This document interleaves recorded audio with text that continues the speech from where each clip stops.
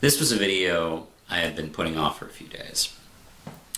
Stan Lee has passed away on November 12th, I believe it is. I'm recording this on following Sunday. I had quite a few feelings to unpack, so I took my time, but it's been nagging at me for the last few days to put my thoughts on camera and for this channel to talk about them a little bit.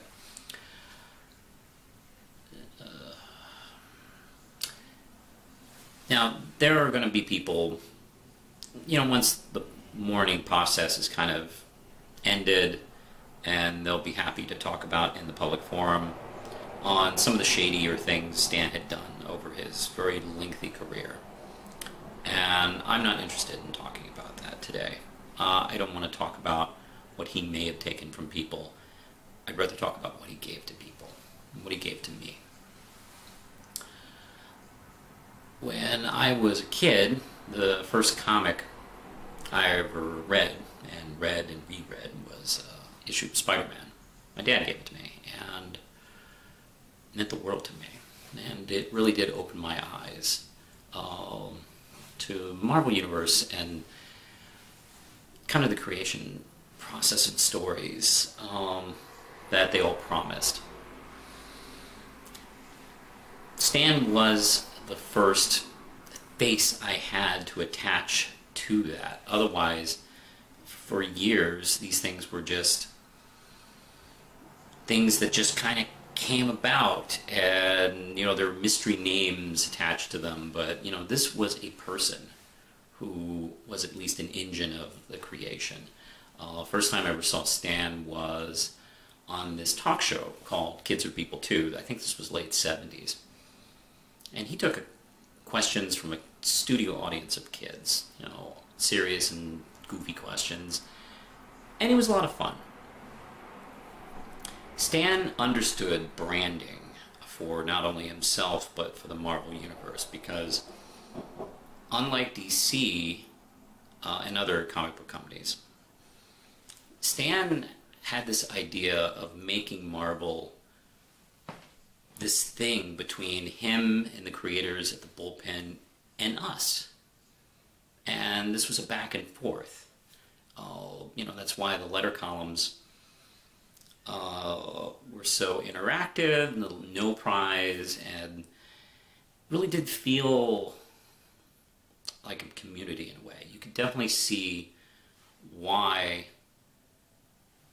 people took these characters and took their stories, took their universes so personally, even to this day. Decades later, long after Stan was a thing at Marvel as far as a creator, many of the creators have not forgotten that. And it's kind of beautiful, that lasting legacy, when you think about it.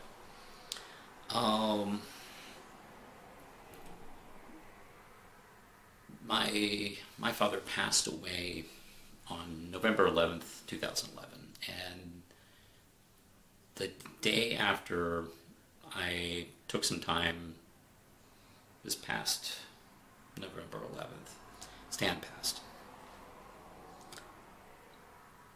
And he's definitely one of the pillars, not only of comic book creation, one of the last remaining pillars.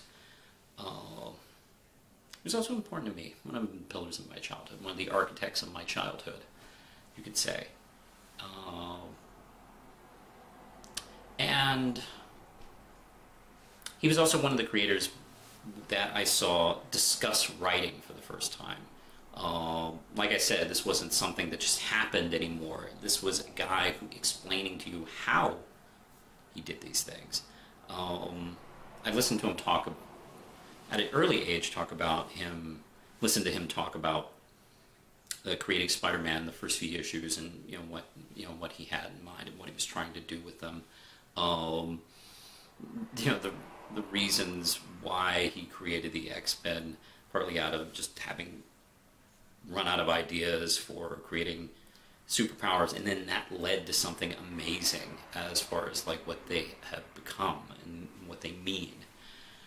I've listened to him talk about the writing process early on with the Marvel method, which is not personally a method I ever took to, but it was like the first kind of building block I ever heard of as far as writing.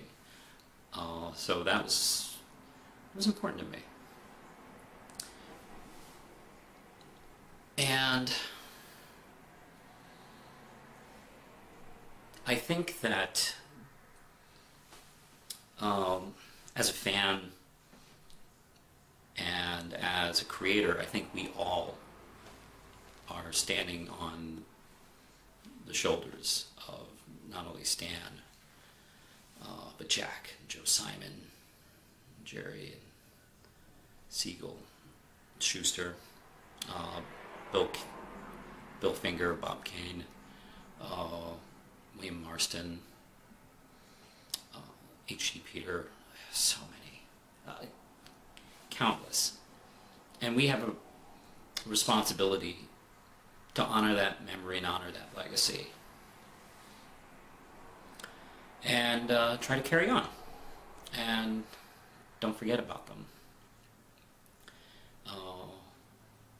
So yeah, I just want to say,